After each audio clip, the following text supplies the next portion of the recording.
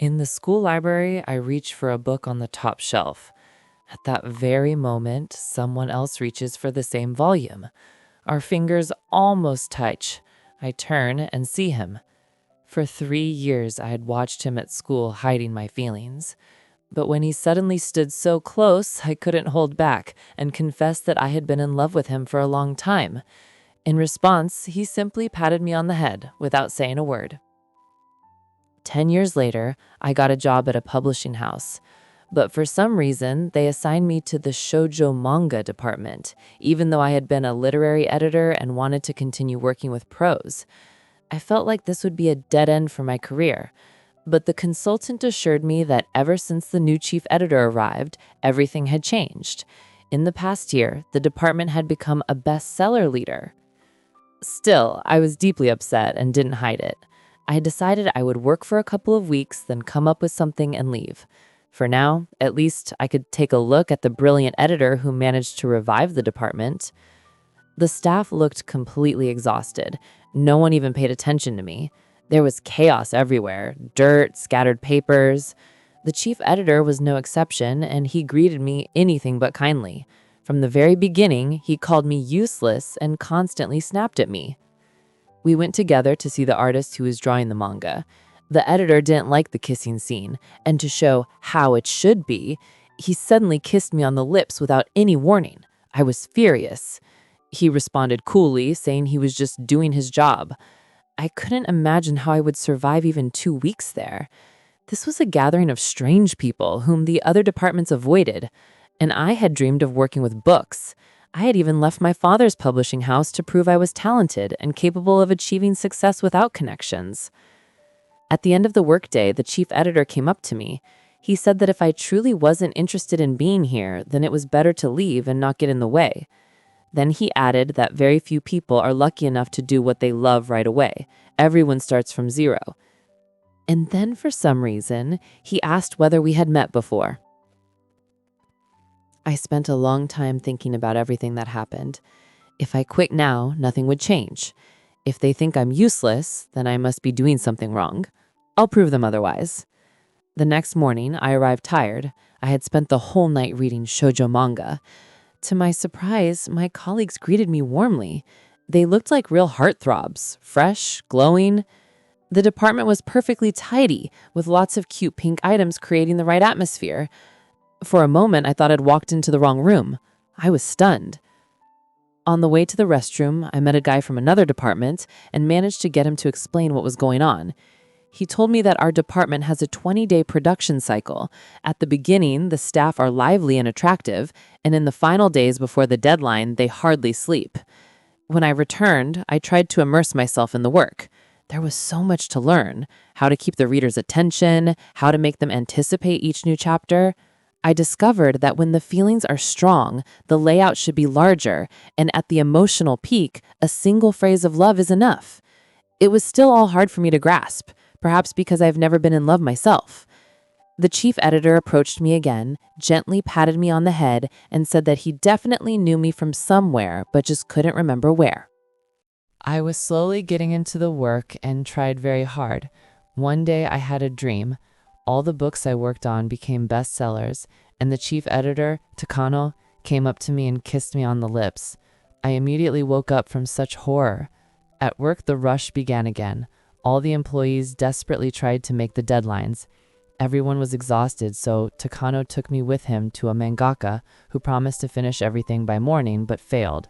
We had to edit right on the spot. When we arrived, Takano started yelling at the mangaka, who hadn't slept all night. He demanded she fulfill her promise immediately. The girl looked completely crushed and clearly needed support. She doubted even what she had already done and wanted to redo everything. I asked Takano to be gentler with her, but he told me not to interfere and to do my job. I couldn't stand it. I went up to the girl and said that I had read her manga and really liked it. I asked her not to give up and to keep creating. At that moment, Takano came up and said that if even a newcomer like me liked the manga, then nothing needed to be redone. It turned out he had already arranged with the printing house to extend the deadline for another day. He spoke calmly and even cheerfully. The girl brightened up and enthusiastically returned to work. We submitted the manuscript to the printing house. I felt terribly tired. Takano thanked me for my help. It turned out he wasn't the kind of person I thought he was. He helps the author reveal their talent, works with them to achieve the best results, and successfully sell their work. But for some reason, being near Takano still made me very nervous. He's a guy after all, and I promised myself I would never fall in love again. And then Takano said that I hadn't changed at all. I was stunned. He clearly mistook me for someone else. Then he started kissing me passionately. I tried in vain to push him away. As he left, he said that I really hadn't changed. First, I confessed my love to him, then I dumped him, and now I pretend to not remember. And he added that he used to be called Saga Masamune. Then I remembered everything. In high school, we were dating. He was my first love. When I once asked him what he felt for me, he laughed. I decided he was just playing with me. I ran away from him and stayed angry with him for 10 years. I was shocked. I caught up with Takano in the hallway and demanded an explanation, but Takano said I was the one who should apologize for leaving him. It turned out I misunderstood everything. When I disappeared, he suffered a lot. No matter who he met, he couldn't forget me. He assured me I would definitely fall in love with him again.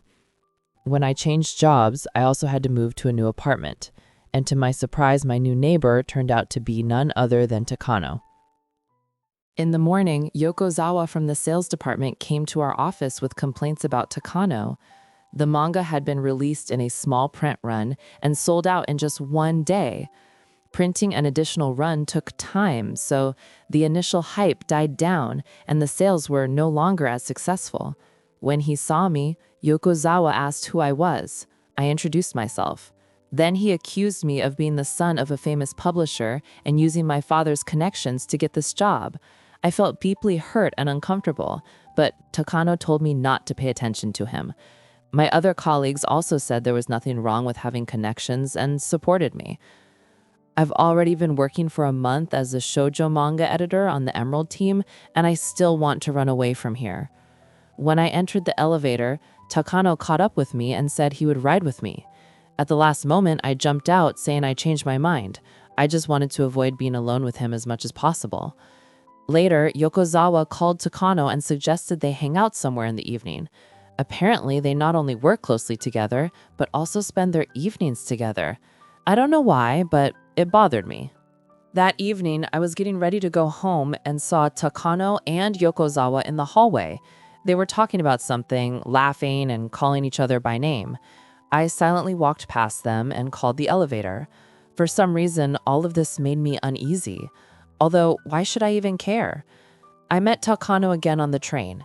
I forgot that he was now my neighbor and accused him of following me. He asked why I was avoiding him. I didn't know what to say. He replied that he already understood everything. I blushed and stayed silent for the rest of the ride. Even at home, I couldn't calm down. The mangaka sent me her new drawings. I had to make corrections and send them back. But by the rules, Takano also had to check all the materials. I didn't want to see him, so I faxed the drawings to him. This made him furious. He called and ordered me to bring the manuscript to him immediately. I came to his door and tried to slide the drawings through the mail slot so I wouldn't have to face him. But the door suddenly opened, and I had no choice but to go inside. After he checked the work, I was about to leave, but Takano again asked why I was avoiding him and suggested I was in love with him. To make him leave me alone, I lied that I had a girlfriend. He didn't believe me and asked me to repeat it while looking him in the eyes. Then he kissed me again. I fell to the floor, but he kept kissing me. I begged him to stop. In the end, I hit him and ran out the door. On the doorstep stood a shocked Yokozawa. At home, I kept wondering why Yokozawa had come to Takano in the middle of the night, and why Takano even let him in. I couldn't pull myself together or concentrate on work. Every place Takano had touched felt like it was burning, as if I had a fever. The phone kept ringing. I knew it was him and refused to answer. I was determined never to let myself fall in love with Takano again. The next morning at work, an unpleasant surprise was waiting for me. The mangaka I had been assigned to wasn't able to finish her chapter on time, though she insisted she would have it done by the evening. Takano didn't believe we would make the deadline and wanted to replace her. I asked him to give me a chance, and he agreed. I met the author right at the airport and was laying out the text while she was drawing the last 15 pages. I was terribly worried that my softness would cause problems for Takano, but I still managed to submit the manuscript on time. Takano said he had believed in me so much he didn't even feel nervous. He praised me again, gently stroked my hair, and walked away. Why do the places he touches start to hurt? I don't want to let him get close to me anymore. In the restroom, Yokozawa was waiting for me for some reason. He accused me of making Takano completely different. I had no idea what he meant. He coldly warned me not to overstep and left. I wanted to chase after him and figure out what exactly he was blaming me for, but then I saw him meeting Takano in the hallway. On the train home, I rode together with Takano. We sat side by side and talked about work. Then, exhausted, I simply fell asleep on his shoulder.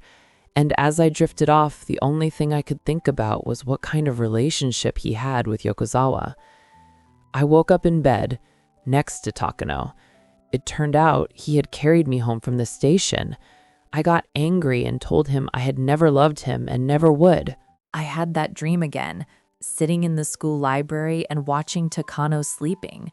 I reached for the same book he had taken from the shelf. Then the alarm rang and I woke up. At work, Takano was once again overly demanding with me. Without consulting him, I had submitted a request for a new manga, but he rejected it. I had to stay late. I didn't know how to fill out the request properly, but the last thing I wanted was to ask Takano for advice. Yet he had stayed late as well, waiting for a manuscript from a mangaka. He offered to help, but I refused. Still, he sat down next to me and explained what I should be paying attention to. And then he kissed me again. I barely managed to pull away, and that finally pushed me over the edge. Yokozawa saw everything. I hurried off, but later he waited for me near my desk. As soon as he saw me, he declared that Takano belonged to him. I insisted there was nothing between us, but he didn't believe me. To find out what kind of relationship Takano and Yokozawa had, I asked a senior editor who'd been with the company for many years. He told me that Takano and Yokozawa went to college together, and it was Yokozawa who brought Takano into the publishing industry. They were indeed close and very similar. Our conversation was interrupted when Takano suddenly stepped into the elevator. My colleague got off, and I was left alone with my boss again. My embarrassment was painfully obvious. Takano asked why I wouldn't even greet him. He reached out to touch my hair again, saying he'd noticed a bit of dust. When the elevator stopped, I bolted out like a shot. I don't want anything binding us except work. If I stay near him all the time, sooner or later I'll realize I'm constantly thinking about him.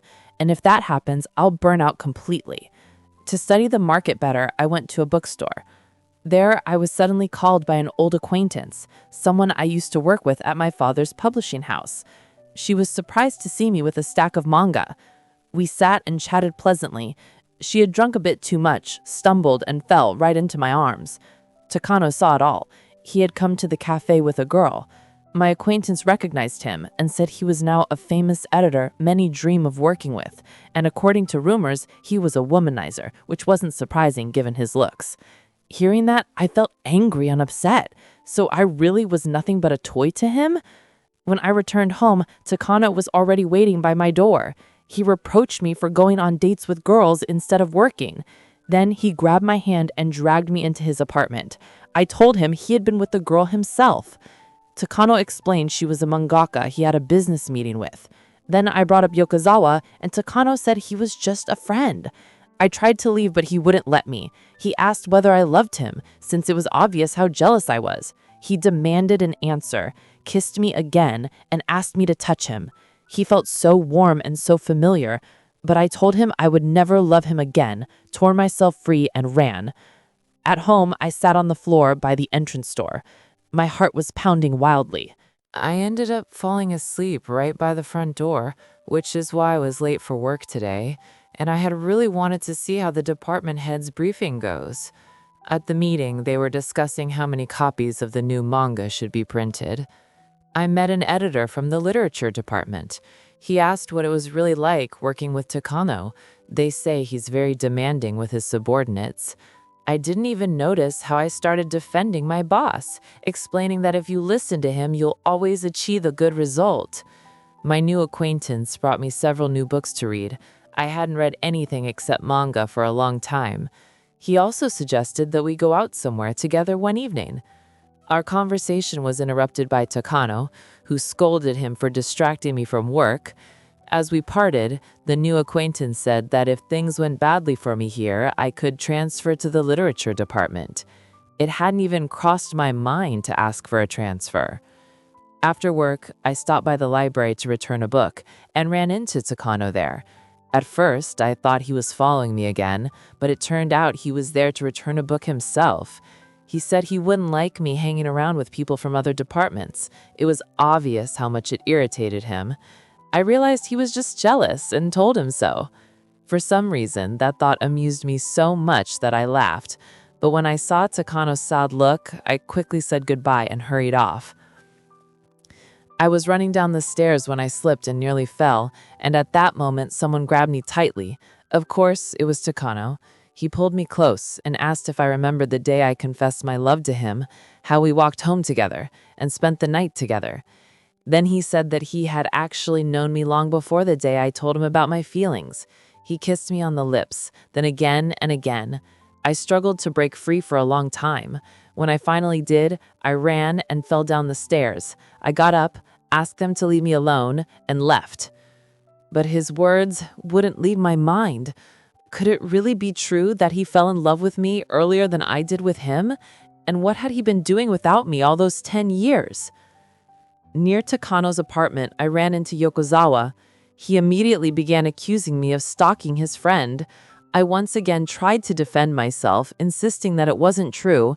Then Yokozawa told me that back when they were in college, Takano went through a very dark period. He skipped classes, started drinking, and slept with anyone, completely spiraled out of control.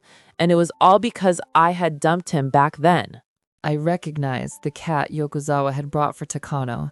It was the same stray kitten Takano had picked up on a rainy morning 10 years ago. With every passing day, things get harder for me. When Takano is near, I feel uneasy. My heart races, my whole body trembles. But it's over between us. I've seriously started thinking about transferring to another department. There was a knock on the door. It was Takano who'd brought the manuscripts I had dropped when I fell while running away from him. At first, I didn't want to let him into my apartment, but he was very persistent. He asked whether I was really planning to transfer to the literature department. Just then, I got a message on my phone. The printing company wrote that they had already sent the manuscript to the mangaka I'd been working with. Takano told me to notify her and said he would wait. She thanked me for my cooperation and admitted she had been upset at first when she learned that my manga was my first assignment. But I worked so diligently, put so much effort into it, and my advice turned out to be so useful that now she was very happy that I was her editor. I promised her I would definitely make her manga a bestseller. It inspired me tremendously. I returned to Takano and asked whether he thought I could become a good manga editor. Takano was surprised why such doubts appeared all of a sudden. Had the mangaka said something? I confessed that she had praised me and that it might seem strange for an editor to worry so much about the author, but Takano replied that for an author there is no better praise and that he would never take into his department someone he thought incapable of becoming a manga editor. For the first time in a long while, I looked at him openly, almost with admiration. Before, I had been afraid to even glance at him. Takano said goodbye and left. I caught up with him in the hallway to thank him. He noticed blood on my leg. Apparently, I had scratched myself when I fell. When he learned that I didn't even have anything to clean the wound, he practically dragged me into his apartment. I didn't want to go at all. I knew Yokozawa had been visiting, but Takano assured me he had left long ago. Takano treated my wounds and asked what Yokozawa and I had talked about, why I was so afraid to meet him. I didn't want to answer. Takano said Yokozawa was actually a very kind person, always ready to help and offer advice. But I could barely listen. I was thinking about something else, whether they were seeing each other, why Yokozawa had a key to his apartment, whether it was true that I had hurt Takano so deeply back then. In truth, there's so much about him I want to know. Takano noticed something was wrong with me. He asked me not to run away from him anymore and reached out to stroke my hair. At first I resisted a little, but then I responded to his kiss. He kissed me again and again, and I was afraid I wouldn't be able to hold myself together. He said he wanted me and began unbuttoning my jacket. I couldn't bring myself to say no. Why? Because I didn't want to push him away at all. It felt like I was going to lose my mind. But at that moment, my phone rang. The mangaka I was working with was calling. I hurried to answer. While I was speaking, Takano came closer and kissed me gently. I lost my ability to speak and couldn't focus anymore. How I hate Takano.